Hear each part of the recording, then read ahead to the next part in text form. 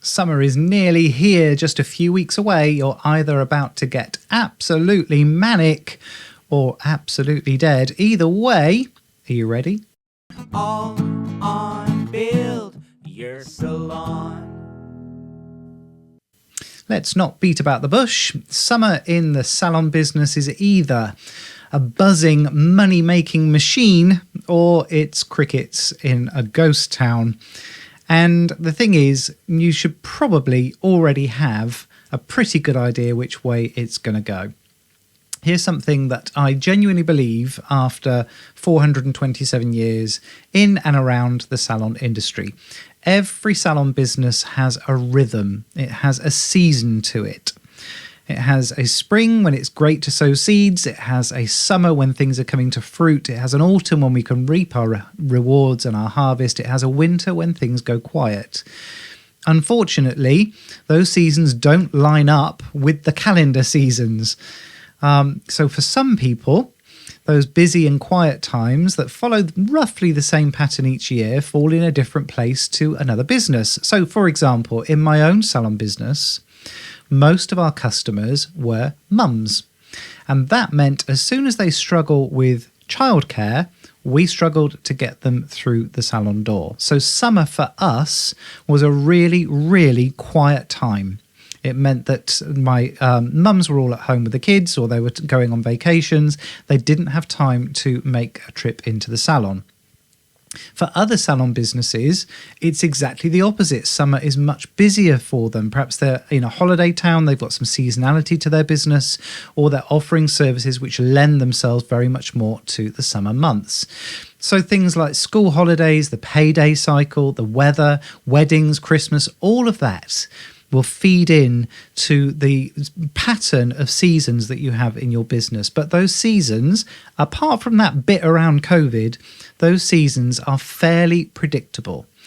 And most salon business owners tend to respond to that rhythm in one of two ways. The first way is to go with it. So you look at your numbers from last year, you've got a rough idea what's coming and you prepare accordingly. That means that we need to get organised. It means we need to plan forward and we need to make decisions before we are forced to. It means that if it's going to be a quiet time, we probably need to squirrel away some money now to get us through the leaner summer months. It means that we need to get our staffing plans in place so that we are encouraging our teams to take more vacations during the quiet times. Or perhaps it's the opposite. It's going to be absolutely frantic. It's going to be really manic. We're going to be rushed off our feet. Well, that means we need to make sure that our team isn't going to burn out. It means that we adjust our marketing calendars accordingly and so on and so on. The second way is to rage against it, to treat the quiet weeks as a bit of a personal failure, to throw money at marketing to fight the tide because you can't afford the quiet weeks that you know are coming. And it's going to be exhausting trying to manufacture busyness in a period that was never going to be a strong period. And I've done this. It doesn't work particularly well. It's expensive. It's demoralizing. It takes an enormous amount of energy that you could have spent preparing for the season that was actually coming. Summer is coming. You already know roughly what it's going to look like for your salon. The question is, which way are you going to jump? I'm Phil Jackson, your queen of salons, coming all over the airwaves with another dose of my wise owl wisdom. How is business for you? How is Q2 panning out for you? And what are you looking forward to in your salon business for the summer? So first of all, let's talk about a manic summer. How do we survive and hopefully thrive during a manic summer? Let's start with the so-called good problem. You're about to be slammed. The bookings are pouring in. The phone's ringing. Your schedule's rammed. It feels like a win, and it is, but only if you're ready for it, because being busy doesn't automatically mean profitable, especially if the quality of your service starts to nosedive, if your team hits a wall and they're absolutely exhausted, if your clients start feeling like they're on a conveyor belt. We need to take a breath. First thing to look at is your service menu. Stop fighting the current, start riding it. Summer clients have specific worries around their skin, around their hair growth in places that they don't necessarily want to. They're getting ready for holidays, they're getting ready for events. So let's build around those problems. It's perfectly okay to have a seasonal menu. It's perfectly okay to discontinue certain services if they're getting in the way of being profitable. So we want to start thinking about the conversations that are going on in a client's mind. We want to think about moisturizing. We want to think about conditioning. We want to think about UV damage. We want to think about being holiday or event ready. These things make booking easy for the client, nudge up your average bill, and there's no bad thing about that, without adding huge amounts of time to the appointment. So we're not just selling services, we're actually creating solutions for a client's immediate problem. The other thing that happens when we're rammed is capacity becomes a problem. Overbooking is a very quick way to burn out your team and piss off clients. So look at your booking system now. Let's put some sensible rules in place. Staggering shifts if you have a team, maybe asking our part-timers if they can do a few more hours, maybe offering overtime to your existing team members. Build in a few appointment gaps. A little bit of white space here and there is no bad thing. And talk to your clients. Make sure they understand that you're hitting busy season. Ask for their patience. Ask them to get organized and book their appointments ahead. That makes it easier for you to plan your staffing across the summer. The goal is to handle the rush without the experience going downhill. It's also to maximize the return. So we're making the most of this period. We don't just want the clients booking in for their regular services. We want to make the most out of every single appointment in a way that looks after your columns, looks after your profitability, and also looks after your team. We don't want a burnt out team because they can't deliver the service that your reputation is built on. If service slips when you're busy, you're pissing off a lot of clients. If it slips when you're quiet, well, that's one thing. If it slips when you're busy, a lot of clients are going to notice and your reputation starts to suffer. Make sure your team members are actually taking their breaks. I know it's tempting, especially when they're on commission, to start dropping their lunch breaks on a brutal Saturday. Tell them they're doing a great job. Little things matter enormously. Maybe get the lunches in during your busy times. Let's see what we can do to make life just a little bit simpler for our team members. The other opportunity, and this one gets missed constantly, is retail and gift cards. Don't call them vouchers anymore. Gift cards, please, darlings. When the salon's buzzing and clients are happy, they're in the mood to buy. They're spending already. And that moment when someone's in the salon loving their experience is exactly when you ask about upcoming birthdays, special occasions, gift cards bought in the summer, get redeemed in the autumn, which smooths out your cash flow exactly at a time when you need it most. Or perhaps you're looking at the summer in exactly the opposite way. Perhaps your salon is like mine.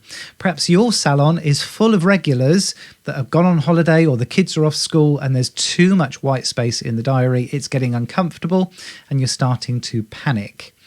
Let's see if we can reframe that so that a quiet summer does not feel like a crisis. This is your opportunity to work on your business.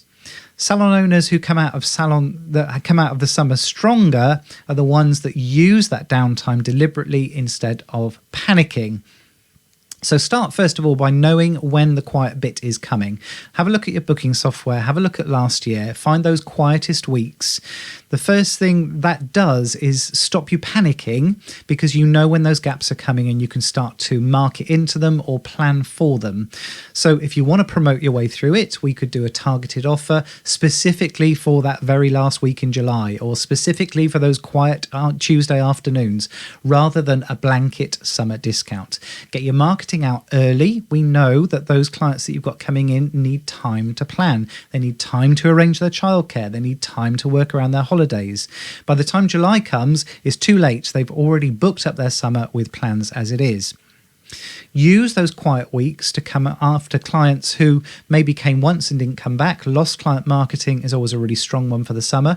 We used to do our recommend a friend in August because we had plenty of capacity. I knew that takings were going to be low. I wasn't worried about people coming in on discounted appointments. I just wanted to fill up some column space. Or maybe there's a way that we can use your time better. Is your website a bit of an embarrassment? Is it time for you to start reviewing your prices ready for the autumn? Is your retail area a bit of a mess? Do we need to start looking into those white label products? Perhaps we can spend that time researching. The other thing I used to do was encourage my team to take their annual leave during the summer, because I'd much rather they took it when we were quiet than when we were busy. And also it was when we invested the most in our team training, because what we found was there were a number of the academies up in London who used to offer summer promotions because it was their quiet time as well. We used to get buy one, get one free from some of the big academies, so we could actually get more of our team upskilled when it was quiet. But whether you're going to be really busy or whether you're going to be really quiet, there are some things that you need to do right now. You need to look at last year's numbers right now, today.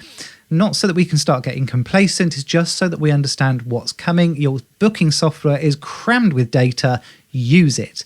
If last summer was manic, you've got roughly 8 weeks to get your capacity plan in place, start looking at your team rota, your service menu, get your retail in order.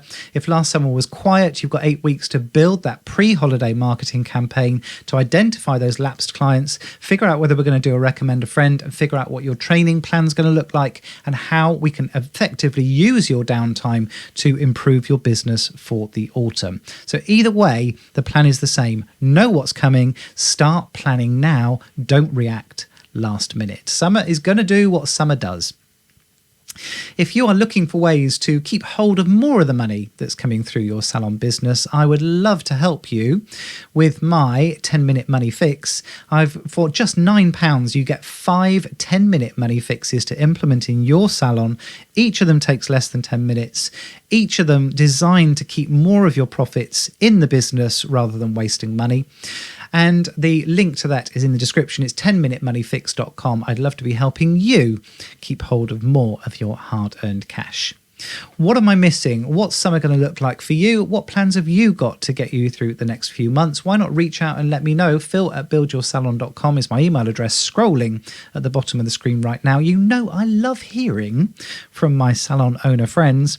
Just a few short days until I'm coming all over the airwaves again with another dose of my wise owl wisdom. And until then, take care.